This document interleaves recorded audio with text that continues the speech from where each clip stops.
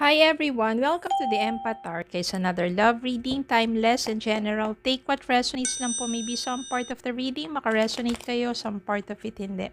Tignan natin ngayon kung anong love connections, lessons in life, and guidance ang ating mababatid sa reading na to. Mga aral at gabay sa buhay, pag-ibig. Ano kayang love connections ito? Maka-resonate kaya kayo? Tignan po natin.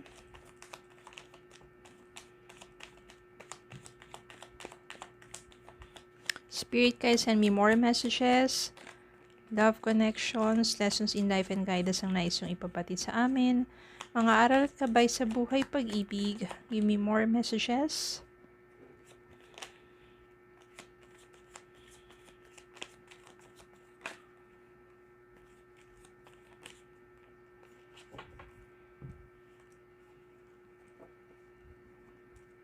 Seven of Cups. Na Eight of Swords. Six of Pentacles. Three of Wands. Five of Swords. Knight of Wands. The Moon. The Chariot. Two of Swords. Judgment. Meron po ditong the Moon. Five of Swords. Eight of Swords. Yan. So, magkakaroon ng problema sa inyo ng person mo. Darating dito yung point na mag-aaway kayo, magkakaroon kayo ng pagtatalo because meron siyang itinagong lihim sa'yo. At mabibisto mo ito. Kung ano pa man yun, hindi ko naman sense dito na third party, pero meron lang something na importante na dapat lang ay pinapaalam niya sa'yo, hindi niya dapat inililihim sa'yo, pero yun yung ginawa niya. Kaya nagkaroon kayo ng pagtatalo, na bakit parang sinasabi mo sa kanya dito na mag-partner tayo eh. Kung ano man yung problema pinakaharap mo, i-share mo sa akin kasi baka makatulong din ako sa'yo. Diba parang ganun? Hindi parang sinasarili niya, tinatago niya. Dumating yung point dito na feeling mo wala siyang tiwala sa'yo o hindi ka niya tinuturing na as partner, ganun. Tsaka mo lang na-booking or nalaman mo pa sa ibang tao. Tsaka niya lang sinabi. Dumating din yung point dito na sa mga panahon kasi na yun, hindi mo siya maintindihan na meron na pala siyang pinagdaraanan. No, meron na pala siyang problemang kinakaharap, pwedeng sa trabaho, pwedeng sa yung family niya or kung ano pa man. Tapos nag-iiba yung pakikitungo niya sa'yo, kaya hindi mo siya naiintindihan kasi hindi siya nagsasabi, hindi siya nagsishare sa'yo. Sana natutulungan mo siya. Ang nangyayari pa niyan, lumalayo yung loob mo sa kanya kasi nga, feeling mo, taken for granted ka na, pagkakamustahin mo siya, okay lang, pero hindi naman pala siya okay. Hanggang sa, parang napagod ka na dito, medyo nagkalayo kayo dito eh. Tapos dumating yung time na, medyo nagkaroon ka ng takot. Hindi pa rin maalis sa isipan mo na bakit ganun yung ginawa ng person mo sa'yo na parang wala siyang tiwala sa'yo. Ayaw niya mag-share.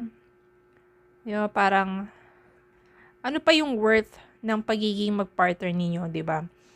Hindi mo maalis sa isipan mo yon. Kaya mas minabuti mo na magkahiwalay muna kayo. Dumating din yung point or yung time na you are looking for some options pagdating sa love kasi meron ding ibang mga nagpaparamdam sa'yo.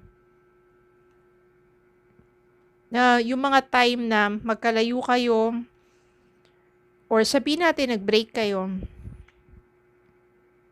may mga iba pa mga options pagdating sa love. Maraming nagpaparamdam sa'yo, maraming humahanga, maraming nanliligaw, or may nakikita ka pang iba na hinahangaan mo rin.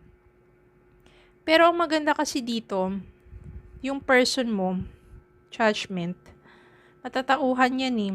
Marirealize niya na, oo nga, tama nga, mag-partner kami, dapat kung ano pa man yung mga nagiging problema or nagiging challenges sa relationship or sa kanya mismo, sinishare niya sa'yo. Not necessarily na para pasanin mo yung burden niya, but yung pag-share na lang na yun, tapos magkakaroon ng moral support, para mas maintindihan mo kung bakit siya nagkakaganon. Diba? Para nagbabago kasi yung pakikitungo niya sa'yo, yan pala, mabigat na pala yung damdamin niya dahil meron siyang problem. So, pero matatauhan yan. Magigising niya na parang marirealize niya na hindi dapat ganun. Kaya ang mangyayari dito, yung person mo, babalik yan sa'yo, kakausapin ka niya.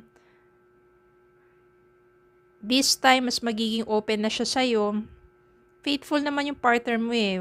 I can sense here, wala naman, this is not about third party with other person. No, it is just something na nagbabother lang sa kanya. Pero, babalik yan, kakaripas yan ng takbo para kausapin ka, makita ka, makausap ka. Magiging open na siya sa'yo. At kung bibigyan mo siya ng panibagong chance, pero dito kasi, Two of Swords, medyo hindi madali para sa'yo na muling tanggapin siya ng ganun-ganun lang, ng basta-basta lang. Kahit na sabihin natin na may feelings ka pa rin naman sa kanya. Kasi nga dito, parang merong mga ibang tao na nagpapasaya sa'yo, nag-a-admire sa'yo. Kaya, medyo nakahati ngayon yung damdamin mo. Between your person and yung ibang mga nasa paligid mo. Kaya nahihirapan ka muna mag-decide. But eventually, kasi itong person mo na to, talagang ikaw lang naman ang kanyang iniisip. Namimiss ka niya. Ikaw kasi yung sandalan niya eh. Ikaw yung nagpapatatag sa kanya. Pero nang nawala ka, di ba parang itong Three of Wands din dito, gusto niya na mas maging open na sa relationship ninyo, yung honest communication, and gusto niya na mas mag-explore kayong dalawa together, conquering any challenges sa buhay ninyo, sa inyong relasyon, at sa iba pang mga bagay. Kaya nandito yung The Chariot. Siguro bibigyan lang ng panahon for you to think and to feel kung kagano pa kahalaga ang person mo para sa'yo. Bibigyan mo rin ng time sarili mo. But this person and you, ano man yung challenges na kakaharapin nyo sa relationship ninyo, inyong malalagpasan. Mas magkakabalikan kayo dito kasi nandito si Six of Pentacles. Ibig sabihin niya na mas magiging maayos, mas magiging strong ang inyong relationship, mas magiging healthy, magkakaroon kayo ng open and honest communication, magkakaroon kayo ng give and take. Mas magiging maganda ang takbo ng inyong relasyon. Ganyan naman talaga minsan, ang importante talaga yung communication. Yung communication, tapos minsan talaga nag-aano kayo na real talk, heart-to-heart talk, ang ganyan. Kasi minsan, communication nga pero sigawan, di ba? Paano nyo maintindihan ang isa't isa? So, importante talaga na maunawaan nyo kung ano yung nasa isip at damdamin ng bawat isa in order for you to support each other. To understand each other, to support each other. At para mas maging matatag at maging healthy ang inyong relationship. Anong message para sa inyo? Gratitude. You need to be grateful for the love already present in your life to attract more of it. So be grateful kung meron na kayong isang faithful at isang napakabuting partner. Magnetic connection, there is a very strong pull and intensity that draws you to this person. Meron talaga kayong magnetic connection ng person na to. Kaya kahit ano nangyari, nagkaroon man ng mga pagsubok sa inyong relasyon, naiisa sa ayos din, mas nagiging stronger ang inyong connection. Yan naman natin na ang isa pang message para sa inyo. Everything's okay. Don't worry. It's all working out in a beautiful way. So, everything's okay daw. Yung mga pinagdadaanan nyo yan, mas nagiging healthy ang inyong relationship, mas tumatatag kayong dalawa sa anumang pagsubok na inyong nararanasan sa inyong relasyon. Everything, don't worry, it's all working out in a beautiful way.